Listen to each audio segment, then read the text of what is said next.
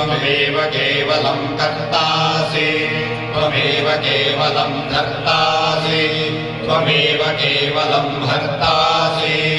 त्वमेव सर्वं खल्विदं ब्रह्मासि त्वं साक्षादात्मासि नित्यं ऋतं वच मे सत्यं वच मे अवत्वं माम् अववक्तारम् अवश्रोतारम् अवधातारम् अवधातारम् अवानोचानमवशिष्याम् अवपश्चात् अवपुरस्तात् अवोत्तरात् अवदक्षिणात् अवचोर्ध्वात् अवाधरात् सर्वतो मां पाहि पाहि समन्तात् त्वं वाङ्मयस्त्वं चिन्मयः त्वमानन्दमयस्त्वं ब्रह्ममयः त्वं सच्चिदानन्दाद्वितीयोऽसि त्वं प्रत्यक्षं ब्रह्मासि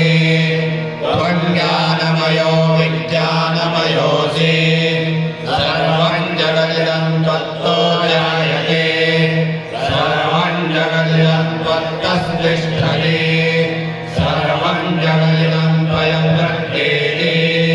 त्वं भूमि आपो नलो निलो नभः त्वं चत्वारि महात्पदानि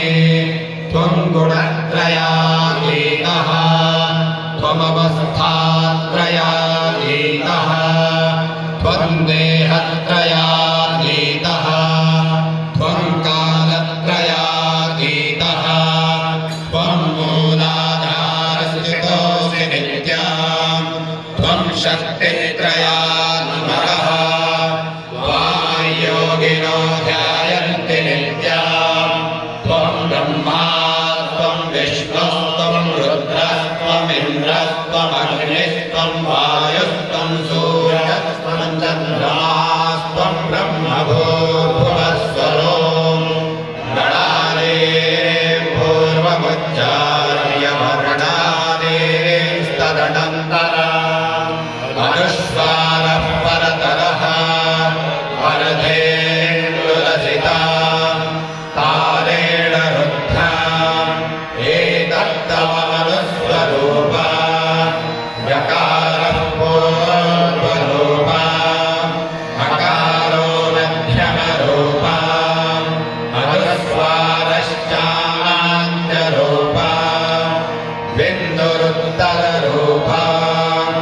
नादः सन्धानं संहिता सन्धिः श्रैषा गणेशविद्या गणकऋषिः